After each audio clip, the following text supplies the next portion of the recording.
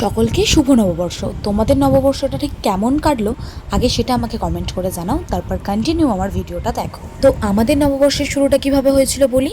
সকাল সকাল স্নান সেরে নতুন জামা পরে আমি আর মামুনি যাচ্ছিলাম আমাদের গনু দাদা আর লক্ষ্মী দিদিকে নিয়ে পুজো দিতে। কিন্তু এই এত মিষ্টি দেখে পেয়ে গেছিল আমার বেজায় খিদে, কিন্তু মামুনি বলল আগে পুজো তারপর মিষ্টি। মনটাকে যদিও সান্ত্বনা দিলাম, কিন্তু মন্দিরে গিয়ে দেখি এ তো বিশাল লাইন। আজ তার মানে মিষ্টি খেতে আমার সন্ধেই হয়ে যাবে। যাই হোক, সেই ভেবেই আমি লাইনটাতে দাঁড়ালাম, আর লাইনে দাঁড়িয়ে দাঁড়িয়ে ভাবছিলাম কখন মায়ের দর্শনটা পাবো। মাতৃমুখ দর্শনে কিন্তু লাইনে দাঁড়ানোর এনার্জিটা অনেকটা বেড়ে যায়। তারপর মা ফাইনালি আমাদেরকে দর্শন দিলেন এবং আমরা ভিতরে বসে পুজো দেওয়ার সুযোগ পেলাম। আর কি সৌভাগ্য দেখো, পুজো দেওয়ার জন্য ঝুড়িতে যে পদ্মটা দিয়েছিলাম সেটা ঠাকুরমশাই দিয়ে দিলেন মায়ের হাতে। পুজো দেওয়ার পর কপালের এই লাল টিপটা যেন মনকে আরো স্নিগ্ধ করে তোলে। না না, এটা কোনো যজ্ঞের আগুন নয়, সবাই এখানে ধূপ মোমবাতি জ্বালছিল, তার আগুনটাই এরকম আকার ধারণ করেছিল।